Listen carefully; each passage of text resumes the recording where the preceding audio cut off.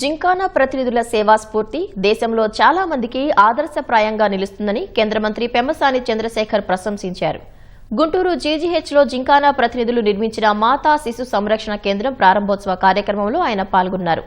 అమెరికాలో స్థిరపడిన మాతృభూమిపై ప్రేమతో జింకానా ప్రతినిధులు చేస్తున్న సేవలు స్ఫూర్తిదాయకమని కితాబిచ్చారు. గుంటూరు జీజీహెచ్ని అంతర్జాతీయ స్థాయిలో అద్భుతంగా తీర్చిదిద్దుతున్నామని తెలిపారు. చేసినటువంటి సేవలు చాలా గొప్ప సేవలు.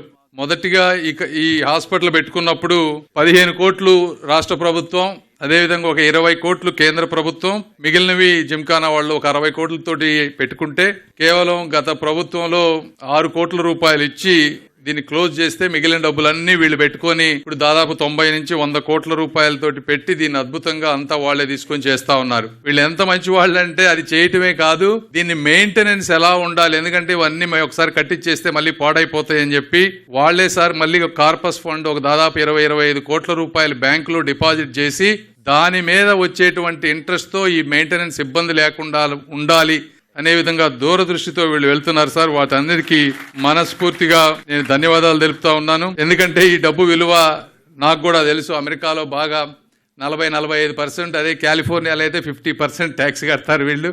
అంత ట్యాక్స్ కట్టి ఈ డబ్బుతోటి మీరు బిల్డింగులు కట్టుకోవచ్చు, ఇన్వెస్ట్మెంట్స్ చేసుకోవచ్చు.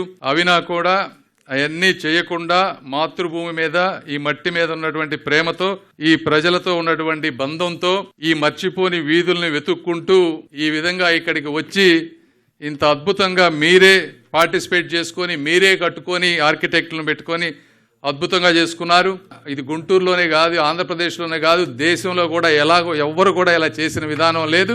తప్పనిసరిగా ఇది చూసి ఎంతో మంది స్ఫూర్తి పొందుతారు. ఈ విషయాన్ని చూసి తప్పకుండా ఇది ముందుకు వెళ్తుంది, ఇది ఒక ఐకానిక్ గా నిలబడుతుంది అని నేను కూడా భావిస్తా ఉన్నాను. ఈ విధంగా మీ కృషిని, మీ శ్రమని అర్థం చేసుకొని చేస్తున్నటువంటి గవర్నమెంట్ ఉంది కాబట్టి 2018లో ఆ రోజు మీరు శంకుస్థాపన చేయగలిగారు. మళ్ళీ ఈ రోజు దాన్ని కంప్లీట్ చేయగలిగారు. అంటే ఇది ఒకటే కాదు, ఈ గుంటూరు చుట్టుపక్కల కానీ రాష్ట్రంలో అన్ని ఇదే పరిస్థితి.